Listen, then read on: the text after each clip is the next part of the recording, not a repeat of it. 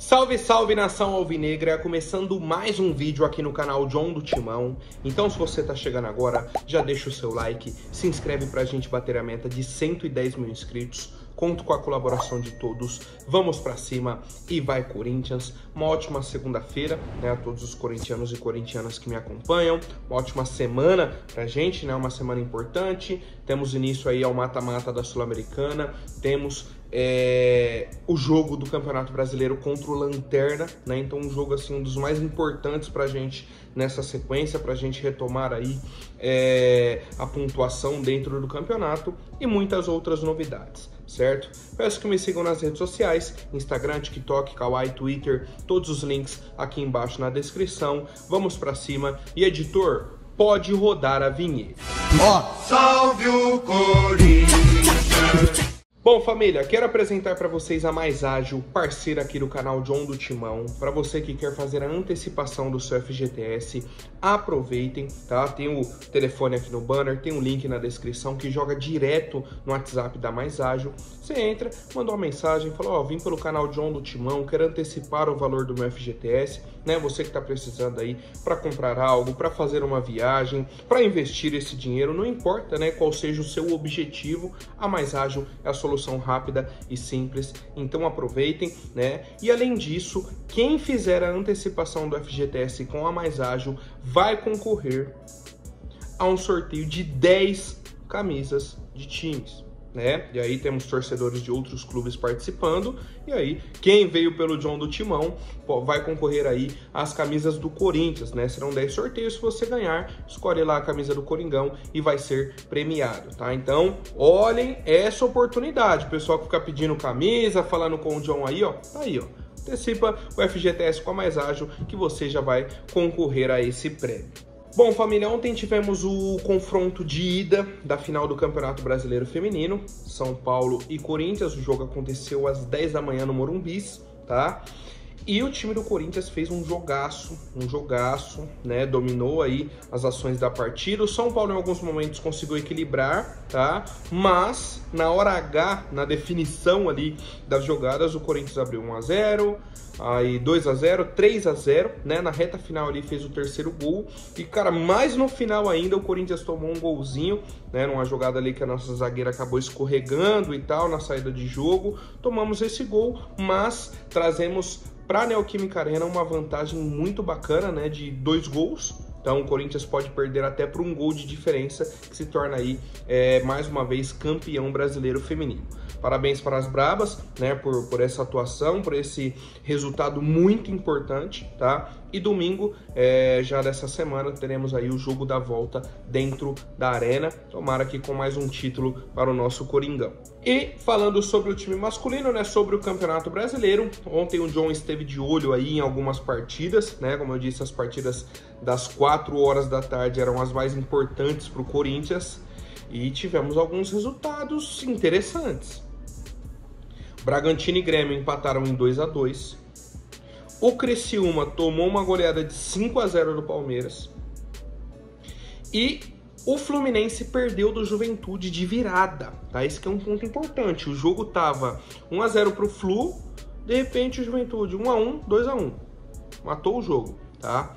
E aí a tabela está dessa forma no momento. Temos ali o Grêmio em 14º colocado, 28 pontos. Criciúma, 15º, 28 pontos. Fluminense, 16º, 27 pontos.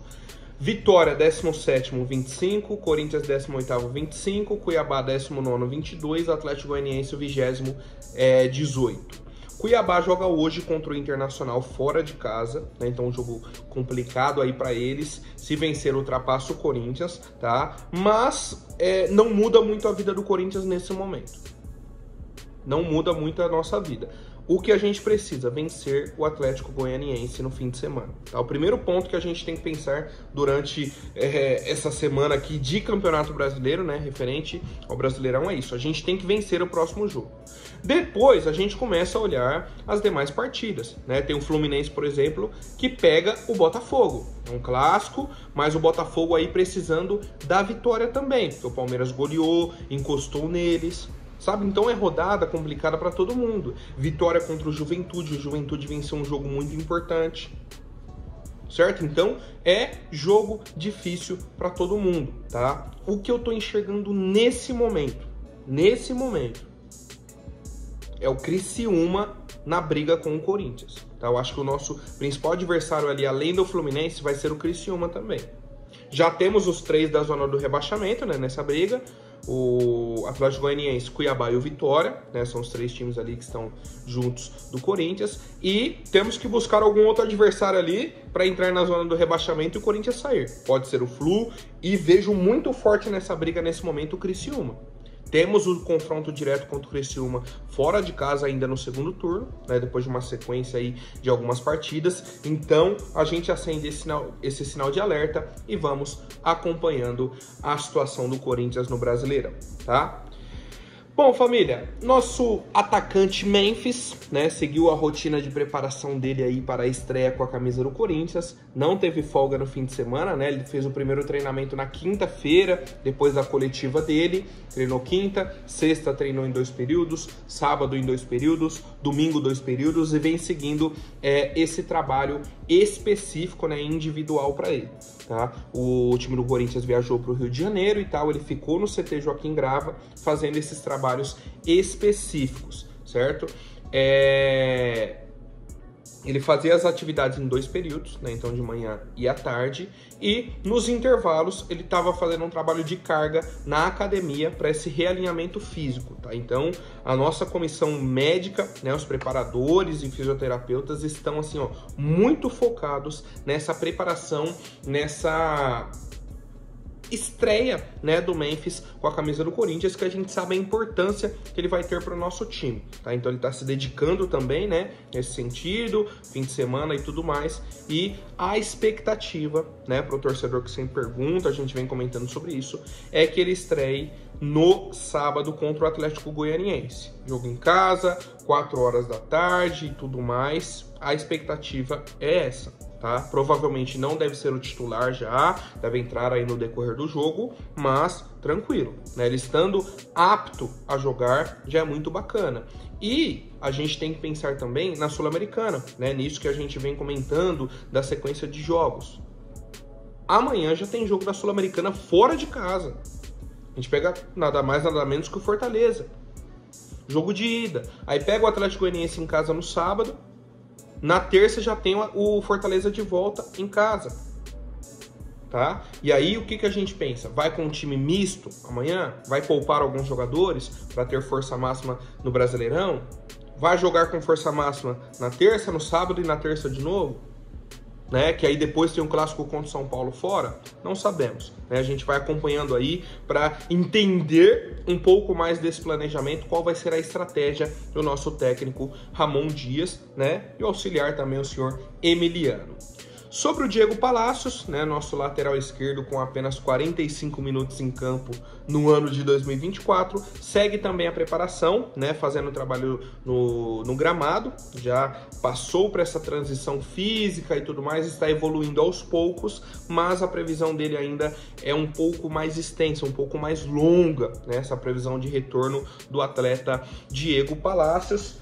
Acredito que ali no meio de outubro, perto de novembro, ele retorne, tá? O Alex Santana acredito que volte antes, o Palacios ainda é uma situação assim um pouco complicada nessa questão física. Bom, família, muita gente perguntou, né, na coletiva do Dia da Transparência sobre a questão da folha salarial do Corinthians, tá? E aí divulgaram os números.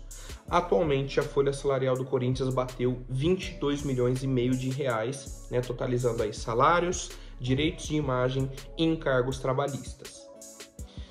No começo do ano, estava em torno de 20 milhões, tá? Então não teve um aumento assim, nossa, surreal. Aumentamos 2 milhões e meio. E num elenco que a gente contratou agora no meio do ano, 9 jogadores. Hugo Souza, André Ramalho, Alex Santana, José Martinez, André Carrilho, Charles, Héctor Hernandes e o Memphis. Acho que eu esqueci alguém aqui.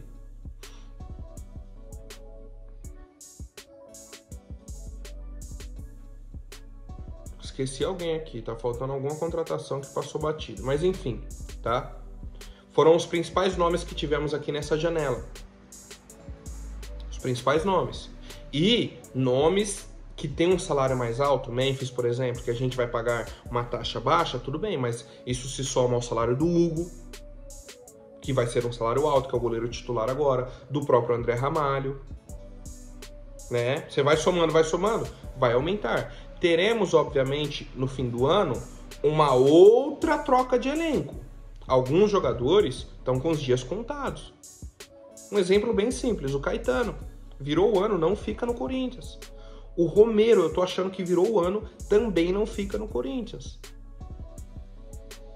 Tá? Então, assim, a gente vai fazendo essa... É natural, né? Essa troca de jogadores, essa renovação e tal, só que o Corinthians precisava realmente de um choque, né? Uma mudança quase que completa da nossa equipe. E se a gente pega, por exemplo, uma escalação nossa de setembro do ano passado para uma escalação de hoje, é praticamente 100% de jogadores novos, diferentes.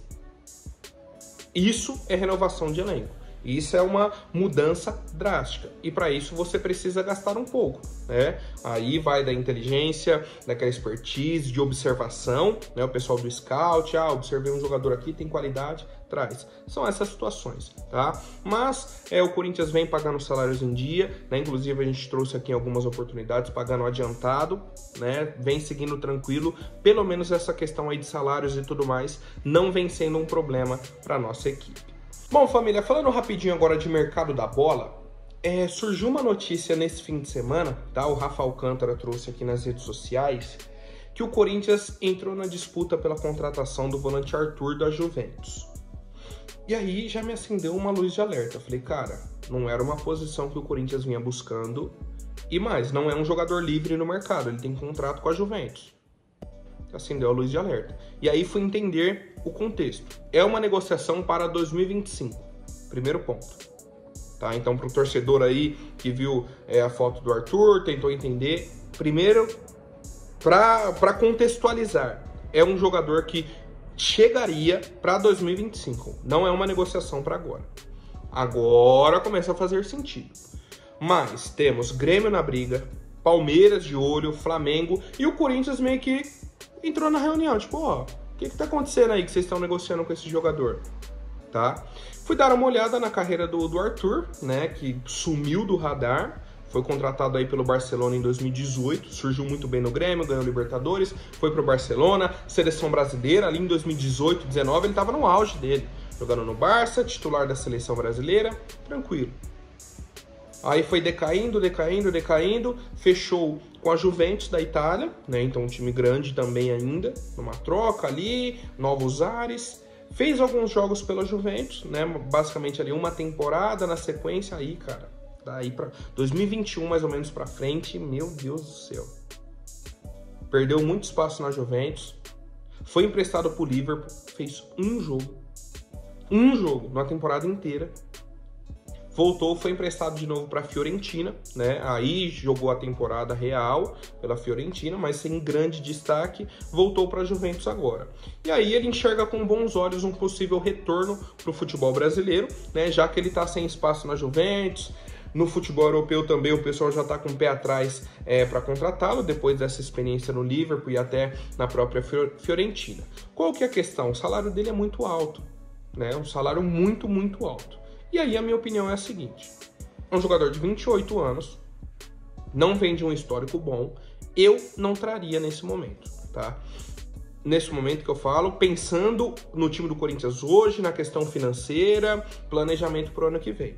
Claro, chega no fim do ano, o Corinthians vendeu alguns jogadores, chegou alguma proposta e tal, a gente precisa de uma peça de reposição, ele aceitou diminuir o salário, dá para negociar. Opa, vamos conversar, vamos entender a situação.